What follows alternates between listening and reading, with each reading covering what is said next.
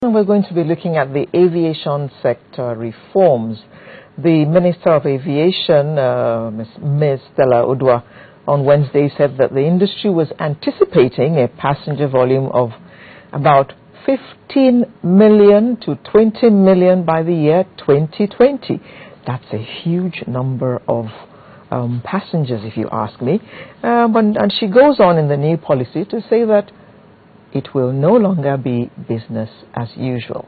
Now, we need to translate that into English, and to help us do that this morning, it's my pleasure to welcome the Director, Airworthiness Standards at the NCAA, Mr. Benedict Adeyileka.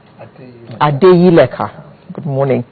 And also the Development Consultant in the Aviation Sector, Dr. Emeka Okengwu. Good morning. It's my pleasure, ma'am. Now, it is not going to be business as usual. Where do we start? Does that mean, for instance, Mr. Adeyileka, that when airline X says it's going to take me to Benin at 12 noon, it's actually going to take me to Benin at 12 noon? Is that one of the things included in this business not being as usual? We have to look at it. It depends on how you He's look stammering. at it. I'm just trying to, let me just clarify this. Yes. I am not a lawyer, politician. I am an engineer. So let us get that straight. Okay. So whatever I'm going to say strictly, by regulations and acts and everything. So straight to the point, business as usual, you can interpret it in so many ways. If you're doing something wrong in the past, if you're not doing things according to regulation in the past, and I can come up now as a director of Airworthiness and say, right, this is no longer going to be business as usual. I'm just interpreting it in a different way. Yeah. And technically, I say, right, now we are going to do things by the book.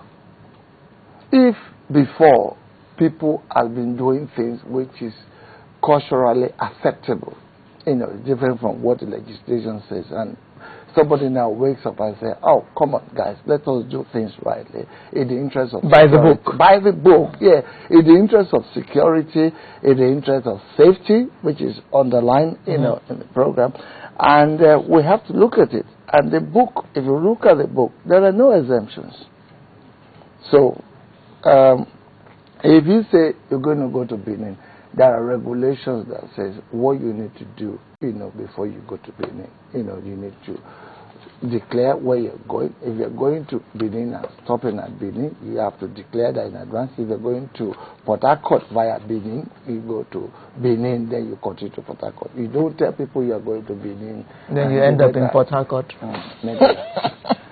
Now, Doctor, some have said that this policy came out without due consultation with, for instance, private sector and other people who are stakeholders in this sector. How true is that, to the best of your knowledge? How can that be true? I want to believe that the biggest stakeholders are actually these passengers, and you're a stakeholder. Let's begin from that. And when you're talking about stakeholders in the aviation sector, you might actually be talking about three sets of stakeholders. Where you have the operators, where you have the regulators, and where you have the end users. Okay? And you cannot, the World Bank, take it or leave it, are usually very thorough in when they're doing things. There was a diagnostic report done by the World Bank, funded by the World Bank for the aviation sector when this present minister took over. There was a master plan that was developed for the sector when this minister took over.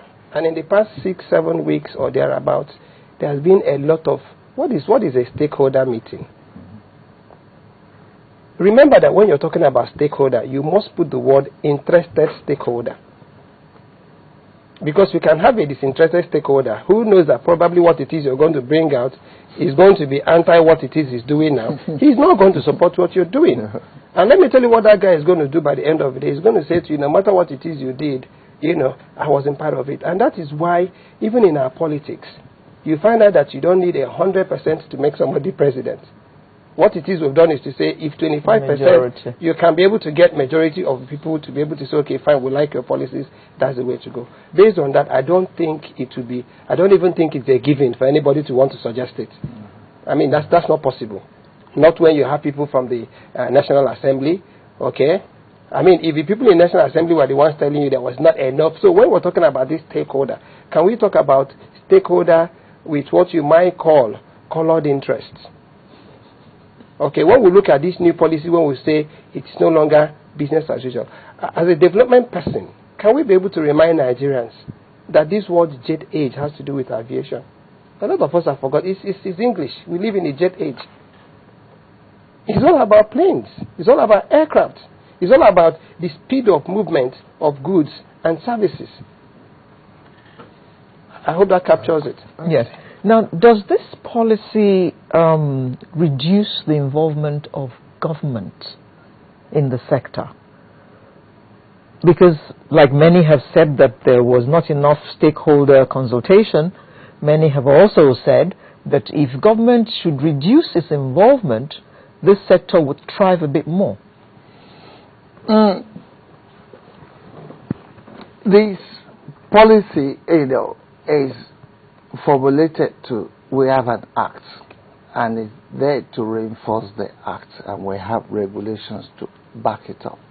So the policy outlined what, the act will tell you a certain area on the previous day. You have the policy that goes into details and spells out how things should be done properly. Like we have the carriage of passenger. So if you have the electronic one, we can flash it out so that we speak policy and we speak regulation. And in, for instance, the one that are highly contested is the area, is the part 7, that actually states that outline what you need to do or what you need to abide with, if you are using your aircraft either in the private sector or if you want to use it as a corporate or if you want to use it commercially.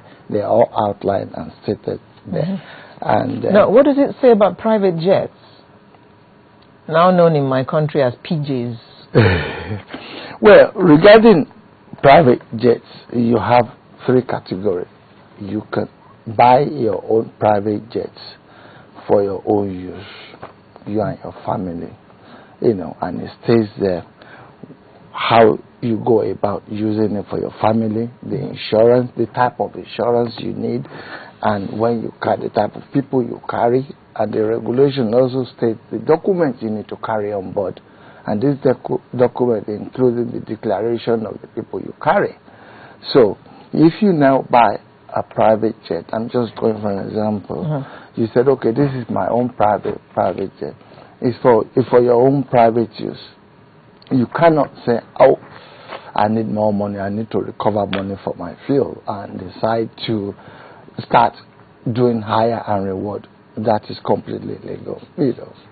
Yes, it does. That is where the enforcement comes in, the policy that enforces that.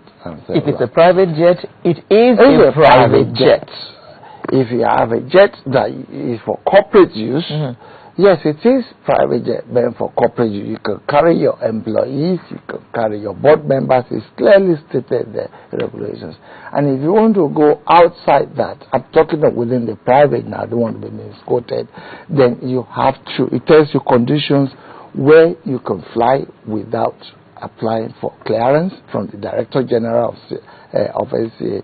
It also states areas that you need to advise, the authority if you're carrying it. It's also said that in Chapter 7. So I think it's very clear. However, like my colleague said earlier on, is that when you make policies like this policy cannot favor everybody. And certainly when you review a policy, there's a reason why you're reviewing the policy. Maybe there are some areas of ambiguity.